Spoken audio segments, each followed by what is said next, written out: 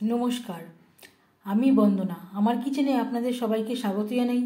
আবারও এসে হাজির হয়েছি ফুলকপি ভাজার একটি রেসিপি নিয়ে। আজ আমি তৈরি করব কম তেল মশলা দিয়ে ফুলকপি ভাজা। এর জন্যে আমি একটা মিডিয়াম সাইজের ফুলকপি নিয়েছি। ফুলকপির টুকরো করে কেটে নিয়ে ফিরে আসছি। ফুলকপি আমি টুকরো করে কেটে নিয়েছি, পরিষ্কার করে ধুয়ে নিয়েছি। এবার আমি একটু ভাপিয়ে নেব, পুরো সেদ্ধ করব না। আর দিয়ে দেব টমেটো আমি প্রায় 50% মতো সেদ্ধ করে নেব।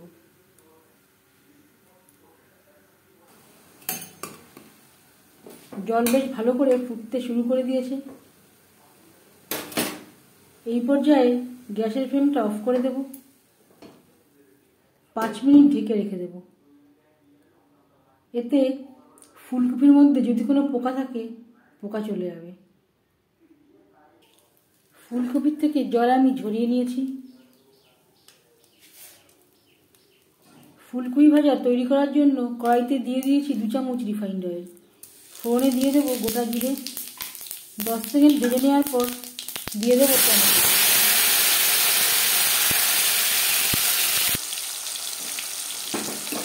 আর লাগছে আদা বাটা, কাঁচা লঙ্কা বাটা। হাফ চামচ মতো আমি ব্যবহার করলাম। টমেটোর সাথে আদা ও কাঁচা লঙ্কা বেশ ভালো করে মিক্সড করে দেবো। এইভাবে টমেটো একটু ম্যাশ করে দেবো। আর লাগছে স্বাদ মতো লবণ, হলুদের গুঁড়ো।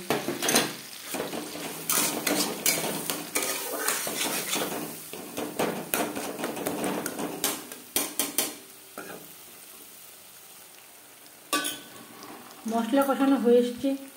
এই পর্যায়ে দিয়ে দেব মটরশুঁটি।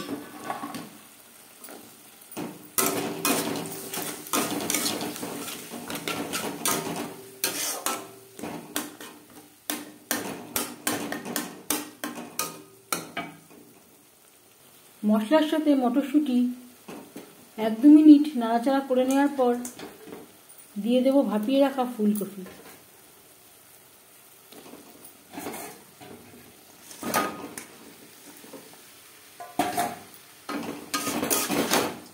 মশলার সাথে ফুলকপি বেশ ভালো করে মিক্স করে দেব।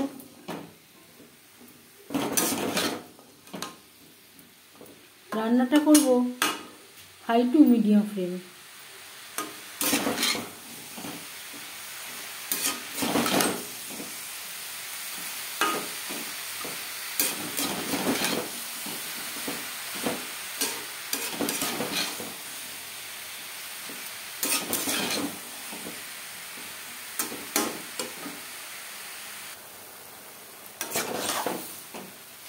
মটরশুঁটির সাথে ফুলকপি বেশ ভালো করে সুসিদ্ধ হয়ে গেছে। এবার যাচ্ছি ফাইনাল স্টেপে। সবশেষে দিয়ে দেব হাফ চামচ ভাজা মশলা। এতে রয়েছে জিরে, ধনে, শুকনো লঙ্কা, তেজপাতা ও সামান্য পরিমাণে গরম মশলা। ভাজা মশলা ফুলকপি ও মটরশুঁটির সাথে বেশ ভালো করে মিক্স করে দেব।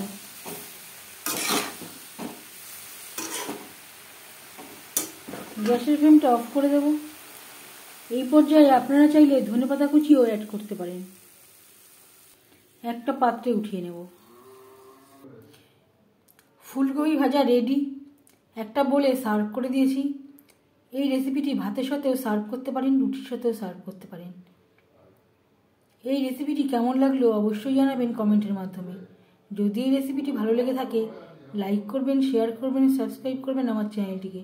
বেল আইকনটা ক্লিক করে দেবেন। যখন আমি নতুন ভিডিও আপলোড দেব তার নোটিফিকেশান সবার আগে আপনার কাছে পৌঁছে যাবে। আপনারা সবাই ভালো থাকবেন। এই ভিডিওটি দেখার জন্য ধন্যবাদ।